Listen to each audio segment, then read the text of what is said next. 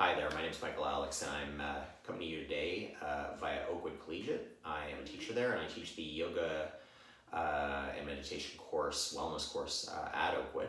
And as we find ourselves here separate together during this time of the pandemic and social isolation, I'm happy to offer some meditative strategies that might be of use to you as you try to make sense of what's going on. Now look, at the outset I should say meditation is not the kind of practice. In fact, really, very few habits are picked up in times of distress. I don't know too many people say, like, you know what, I'm gonna learn to play the guitar, but let's wait until I'm like super stressed out to do it, right? Like, this is bad strategy. Well, this is the same with meditation. So rather than offer up a kind of meditation 101 today, I'm not going to do that. In fact, I'm going to direct you to look to the many experienced teachers that are out there online, or the really fantastic meditation apps that are out there, like 10% Happier, Waking Up. There are a series. Bright Mind is another great one that I've used. And like, look, I'm not plugging these. There are also lots of, those are paid for apps, but there are also lots of free or very cheap apps and instruction online. So you don't really need to listen to me to get the down low on what meditation is and what it's not. Why I think, or what I hope I can offer today, is a little bit from my experience of teaching meditation to teenagers in high school, and specifically in terms of like dealing with life as a student at school or as a teacher at school. So what I'm going to do is, I think I'm going to just jump right into the practices. So I'm going to share with you 5 practices, and these are practices that I will do often, not every day, different ones on different days depending on what I need, or what it is I'm looking for, what effect in terms of meditation. Because, talking about meditation as one catch-all thing would be like talking about food as if all food is just like food pellets. And no, there's everything from steak to tofu to pizza to pancakes to whatever. All of these things are different aspects of food, and there are many different aspects of meditation. So just bear that in mind. But rather than instruct you in that kind of how-to, let's just jump into the practice. So practice number 1, walk around the block, okay? Walk around the block with feeling, actually. That's how I do it. And what does that look like? Well, walking meditation is an absolutely widely practiced form of meditation. There's only so long you can sit like this and be comfortable. And so even on silent retreats, meditators will frequently be instructed to move slowly and with purpose and real intention, focusing on the picking up and the placing down of their footsteps. That's actually not what I'm suggesting for you. Instead, I'm suggesting to literally go for a walk. Enjoy the walk. When I was a teacher at Vaughan Road, we would often go down into Cedarville Ravine just because you're in nature, forest breathing, if you will, and just soaking all of that in. And right there, forget about the meditation, there's a lot of goodness in that. There's a lot of wellness in that. So leave the meditation aside, take the walk. Okay, but if you want to add meditation to the walk, one really great way to do that is walk at a comfortable pace. Okay, so you're not rushing yourself, you're not trying to get to anywhere, and most importantly, you're not trying to do anything else. So you're not rehearsing your day, you're not playing back earlier conversations, you're not planning for the future. You're just being with whatever's happening in that moment as you walk. Okay, and the first maybe few the side streets you go down, you're just walking and you're not worried about anything else but that process of walking. Okay, and then as you go on, you say to yourself, internally, next street, I'm going to focus on my visual field. I'm going to focus on all the things I can see in my environment. And when I do this, I actually try to, the fancy pants yoga way of talking about this is to try to achieve what's called beginner's mind. And beginner's mind is like truly to, even if you're an expert, like all the really great learners I've learned, approach their craft or the things that they're interested in with fresh eyes all the time. They never rest on their laurels. They never say like, oh no, I know everything about this. They're first and foremost students. And so in this exercise, in this meditation, what I'm asking you to do is be a student of your direct environment, and to do so through the lens of each of your senses in turn. So take a street, go down a street, and take all those visuals in, as if for the first time, okay? As if you're an alien coming down and like really like, whoa, check all this out, right? And then from there, when you pass a certain point, switch it up, move to the audio field. What can you hear? And you will be able to hear because you don't have any earbuds in. You're not distracting yourself, or it's easy enough to become distracted when we meditate without helping it along. So just taking in all of those sounds in that same practice, and on from there. The feeling of the wind on your skin or blowing through your hair or whatever it is, but really just being curious about that and tuning in selectively to those different aspects of your experience. So practice 1, walk around the block with feeling, okay? And if that last bit wasn't completely clear, what I mean is feel the sights, feel the sounds, feel the feels. Don't think them, okay? So we're not analyzing, we're not problem solving, we're just being. Okay, so there it is, give it a try. Second practice is to wash your hands. I'm trying to make this topical, and look, we're right now, if you're following the instructions out there, you're probably washing your hands 20 or more times a day. Certainly if you're going out into the world, you are. So that's an opportunity, and this is a great misconception. People, sometimes assume we have to be, here in a meditative posture. Okay, like meditation on a block like this, for 5 minutes or 25 minutes or an hour, that can be awesome. That can be a really great wellness experience or learning experience. Learning I think is closer to it. But if you can't take what you're doing here or wherever it is you're practicing out into the world, I kind of don't know what the point of that is then, or at least it's of limited value. So let's meditate while washing our hands.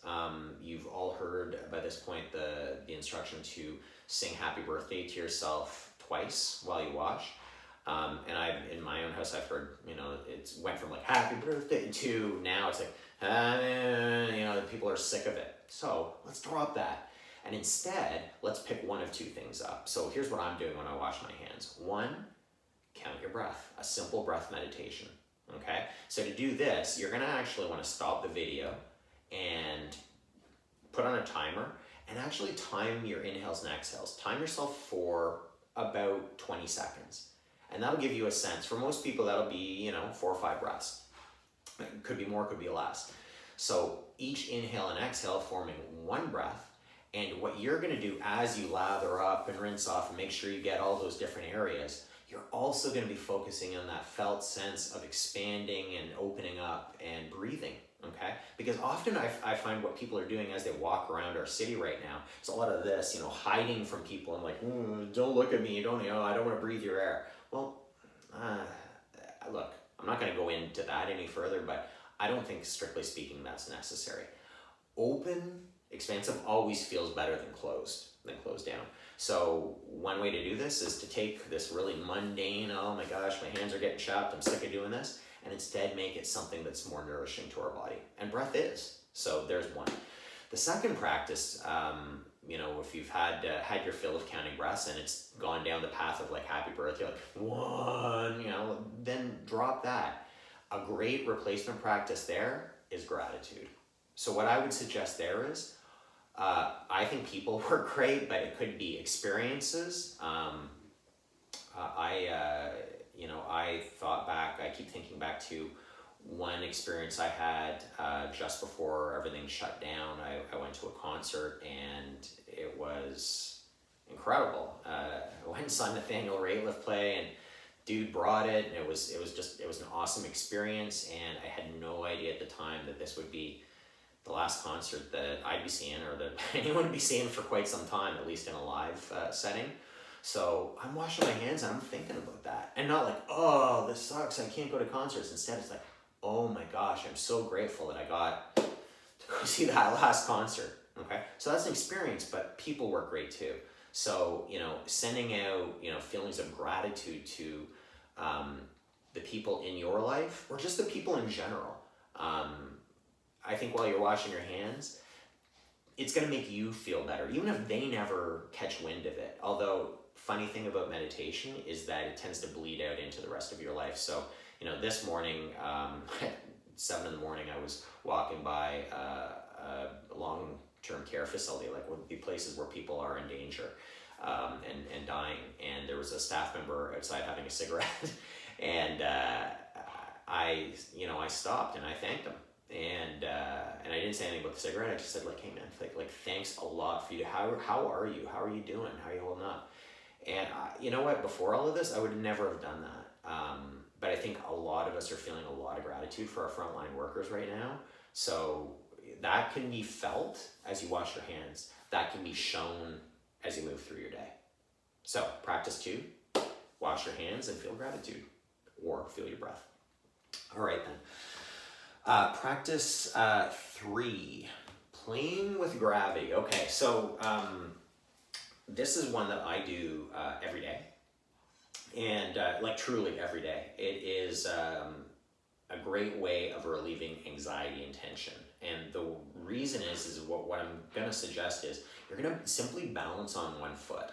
Okay. Now, if you have balance or any sort of spatial issues, I'd suggest having a chair or having a wall or something you can hold on to. We don't pitching over and face planting while you're meditating. Worst meditation ever. Instead, what you're going to do is simply, and I'm on this video, so I'm going to be cut off, but that's okay. It's really not about my face; it's about what's going on here. So I've got a block here to really demonstrate the difference, but this could just be on the floor and you're just lifting your leg up, okay? And in doing that, if you're checking my feet out, my standing leg is working to stay here. And I can basically just stay here, or I can start to get playful about where my, kick the wall, body is in space as I balance. And the point is, at this point for me, standing like this, it's fairly easy most of the time. But once I start shifting my weight and playing, then it becomes a deeply focused practice. And instead of worrying about the concerns of my day, my life, the larger world, I'm just worried about staying up, staying on one foot, and then switching feet and doing it the other way. And it can be super fun, and it's free. And if you're focused and you're paying attention, guess what? You're meditating. Okay, so there's that one, playing with gravity. With that, just let the flow. You may enter a flow state, meaning you're not actively thinking. Let that flow find you. So again, this is a practice of non-effort. If you fall, and I don't mean fall, but if your foot comes down, that's okay. You try again, you take breaks. You can be silly, you can be creative, you can be curious, but overwhelmingly what you're doing here is connecting deeply with your body, its place in space. And because our minds, actually, you know what, from a Buddhist perspective, this would be your mind, your heart mind. But our minds and our physical bodies they're interwoven and interconnected, and so you can't really separate the two things out. I don't know why many meditators want to do that. So I think that instead, like playing with or honoring our physical body by putting it to work, giving it something to do, it feels good. And so there's practice 3. Practice 4 is a drum solo. Anyone who's been in my yoga class at school knows that not every class, but many classes, we begin the practice in what's sometimes called corpse pose. Grim name for a pose, but wonderfully relaxing, or at least it can be. And I say can be because for some people, lying in a supine in an open stance, so truly, literally to be like lying down. And at school, we often do this with a pillow with a bolster underneath our legs, okay? We just kind of bring a pillow, and this doesn't have to be a yoga pillow like this, it could just be like a pillow from your bed. You pop it in there, you come down, your legs lie on the pillow, and this basically just relieves tension through the low back. It takes the work out because you've lifted everything up. And then you just drop down. I personally would lose the glasses normally, and you lie down. And you go through all of that stuff that we do when we meditate. You chill out, you watch what's going on. So where's the drum solo come in? Well, find a drum solo. And I don't mean like someone playing mad sticks. I mean like a yoga drum. So we're talking like a boom, boom, boom, like metronome. Again, like I say, students in class, they know this. We'll spend the first 5 or 10 minutes doing just that, lying on the ground or on our mat, and just paying attention to what's going on. So why the drum beat? Well, the drum beat does a couple of things. One, if you find a simple drum beat, it will give you a count of inhaling up and exhaling down. Okay, so you drum, drum, drum, exhale, down, down as it continues to drum. The other thing is that if you are finding it difficult to get out of your own head, which again, meditation challenge, the biggest, number one for many people, for most people, focus on the drum beat. Become the drum beat, like just really like, you're all about that boom, boom, boom. And when you go there, if you can go there, problems have a way of sort of falling away. One thing I should mention at the outset, or rather not at the outset, but one thing I should mention before you try this is that that relaxed position I showed you a moment ago, it's not relaxing for all people, okay? So if lying in that open position doesn't feel great, a prone position where you put your head on the tops of your hands and lie on your belly, that's great too. You can do either of these poses in bed too. There's no rules against that. All I would caution there is that meditation is not sleep, and sleep is not meditation. Sleep rocks, but sleep ain't meditation. So if you want to relax, sleep is relaxing, but it's relaxing in a different way. Meditating and following your breath and being okay with what's going on, that actually is providing feedback for your central nervous system, it's regulating your fight or flight response and bringing you back down into your parasympathetic nervous system. That nervous system is sometimes called a rest and digest nervous system. So the one that allows your body to heal, to fix itself, to rest up, to recover, to rejuvenate. So sleep, good. Meditation that becomes sleep, awesome, but not if it's all the time. It's like, okay, cool, I gotta go to sleep, so I'm gonna meditate. But there it is, okay? Drum beat or drum solo for breath. Okay, so there's the fourth practice. I'm just gonna check my notes here. Yes, final practice, and this is a more advanced practice, so this might not be your cup of tea, but hey, you never know. Some people will pick up a practice like the gratitude when washing hands and not, this won't do much for them, but it could be the reverse. So here it is. This is actually really the heart of my own meditation practice, at least at the moment. And I'm going to call this the I am the whole world practice. In meditative terms, this would sometimes be called a natural awareness practice or an open awareness. So it is the opposite of like having a meditative object like this block and just, placing it down here, put it somewhere where you can see it, and, deeply focusing on the block, okay? That sort of strict focus, that's absolutely meditation, where there's you, the meditator, and then there's the block, the object. Well, with an open awareness practice, what we're doing is try to blur the lines between subject, you, and me in this case, and object, whatever that is. So I am the whole world practice is one that I really dig because it, plays into that natural interconnection between all of us and one another, and all of us in our world, and all of us in our internal worlds and our external worlds. And like we're hearing a lot right now about loneliness and people feeling disconnected.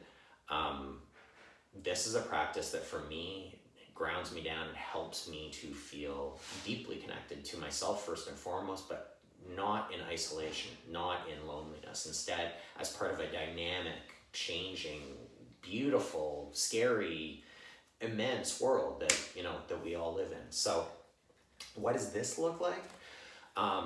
I would suggest if you're going to do this, you are sitting and you are stable, meaning you're not moving around, you're not talking, you're not none of those other things. Instead, you sort of hit your on-ramp. So maybe closing your eyes and just finding your breath for a couple of moments and just, again, asking that question, what's going on? What's happening right now? Or maybe asking, what do I need? Like, how are you feeling? Once you've settled, once you spend a few minutes, because it does take a few minutes for most people, particularly at the beginning of a meditative practice, to find that settling. So once that has happened, so that's my dog, Henry, and that you can see the distraction there. The reality is most of the distractions that you are going to feel in meditation are far harder to overcome than a dog's bark because they're the ones that come from within. Okay, so again, you get distracted by the barking, you come on back to whatever your focus is. And in this case, with the I am the whole world practice, your focus is kind of everything. Okay, so this is a practice where really I'm just trying to get out of my own way.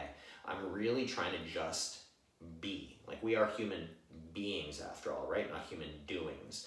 A life is a series of experiences, but at the end of the day, just being with what is, that's kind of it. That's what this is about. So what I would suggest there, and I'm not going to take you through this whole practice, but I'll describe it for you. The one thing that you could start with is start externally. So I would suggest start by opening your eyes wide and take in the whole field of your vision. Like you'll notice that there's kind of a rim out to the periphery where things start to get fuzzy and disappear unless you're looking directly at them. Okay, so there's that attention and awareness again. And just like feeling all of that. Notice again, I said feeling, not thinking. So you're just like really taking in that whole visual field. Okay, and then from there, maybe you switch to sound.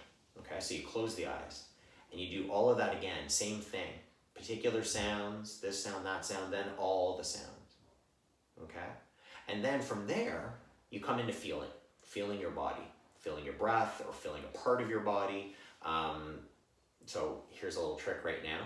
Can you feel, and I'm talking to you right now watching the video, can you feel your left pinky toe? Could you feel it a moment ago? Were you aware of it? I suspect for most of us not. But if you can plug into some felt sense in your body, then there's the third element. So putting them all together is the practice. And I always start in that sequential way. Like I don't just jump into the full practice because it would be like gunning a car from 0 to 200 miles an hour all at once. Instead, you want to kind of step it up, gear. So in this practice, it's sight, it's sound, it's feeling, and then when you've got all that kind of groundwork done, you're a few minutes in, you put them all together. The eyes open up, the ears are open, you're open to sensation in your body, and then that's it, you just sit with that for as long as you feel like sitting with that. I would suggest setting a timer just because that takes any element of control out of it. You can just say, cool, I know that it's there, it's gonna beep at me in 10 minutes or whatever, and that's it. And final thing I would say with respect to this, because like with that practice, it's like I say, that is an advanced practice because you're dropping the object of meditation and kind of becoming the object, like you are the meditation. But then I've had experience, it's kind of intuitive. Like there are some people who are more naturally inclined. That's not me, by the way. But I see students who their first class, they just kind of hit the cushion and boom, they're like into it. So if that's you, this might be really cool. And if it's not, it's still an interesting experience to explore. The last thing I would say is regardless, but especially with this last one, regardless of any of these practices, take a moment at the end and notice. So it's almost like the post-game interview with yourself. How are you feeling? What's going on right now? Like, okay, so you've had this meditative experience that was whatever it was. What are the effects? If you just kind of jump up and your day continues, you're missing it. And with meditation, it's all about living it, not missing it. So, Oakwood, there it is. There's my attempt at both a general intro and 5 actionable meditative practices that you can use right here, right now. Okay, be well.